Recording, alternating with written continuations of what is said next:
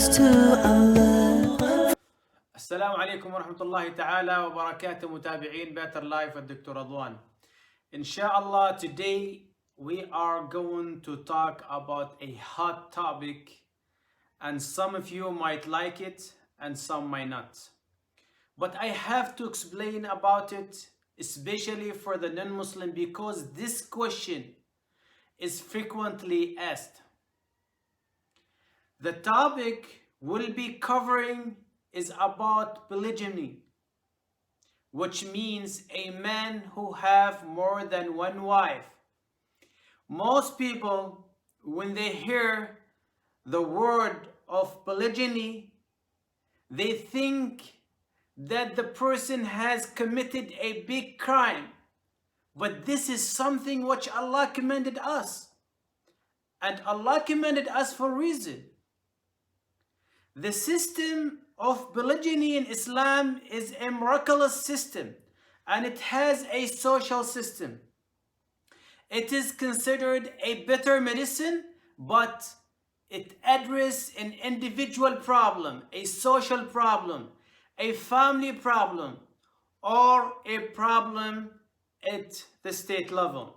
Therefore, the system of diversity is not devised by Islam. It is a system that already existed.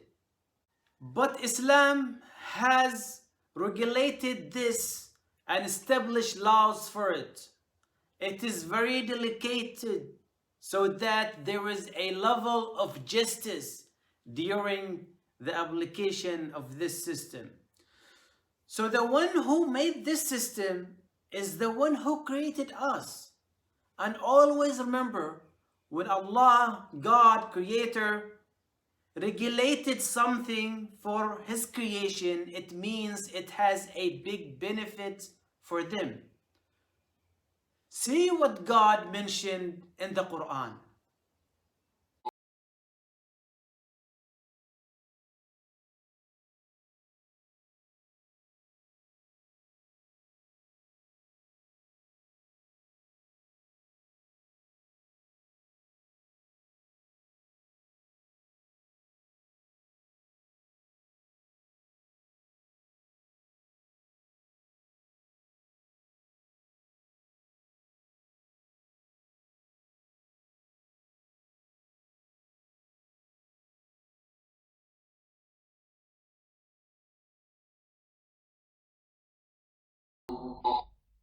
So the scholar said that the Prophet made it clear that this verse which Allah mentioned, it's not only permissible but by its virtue. And this is according to what the Prophet Muhammad sallallahu alaihi wasallam, Allah's messengers used to command us to marry and sternly forbid celibacy and say, married one who are beloved due to their characteristics, prolific in bearing children, mean producing more child, for I shall outnumber the prophets by you in the day of resurrection. So how are we going to get more children without having more wives? And this is what Allah commanded. Let me share with you a true story which mentioned by one of the scholars. One of the scholars shared this story about himself. He said, one day he was in a conference, and this conference was discussing about social problems. And he met a Western doctor. They talked about pluralism. The doctor denies this system in its entirety and in detail. So the scholar turned to him and he asked him, how old are you? The doctor says, I'm 60 years old.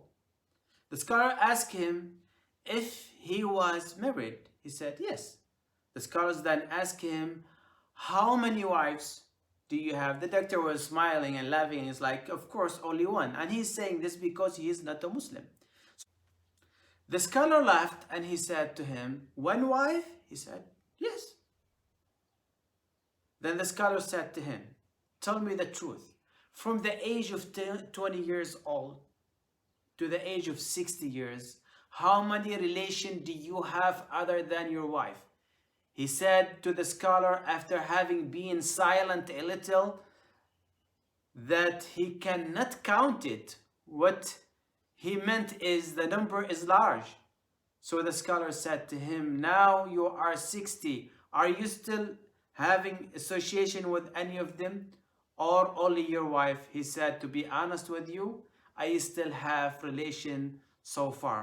So the scholars told him, there is no differences between you and the Muslims who believe in the system of polygyny, except that in Islam the system has a organized regulation, rules and condition.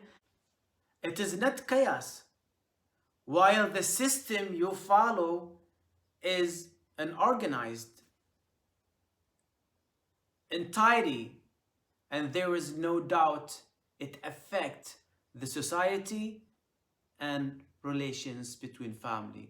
So the doctor stood up and he began to mediate. So the scholars told him to look into the subject, read more about it, and you will find the system of polygyny in Islam has a miraculous benefit to all humans and society, such as saving them from sickness, because we are not allowed to have any relationship with others except with our wives.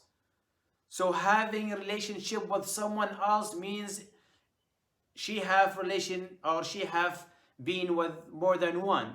But in Islam it is prohibited to do all these.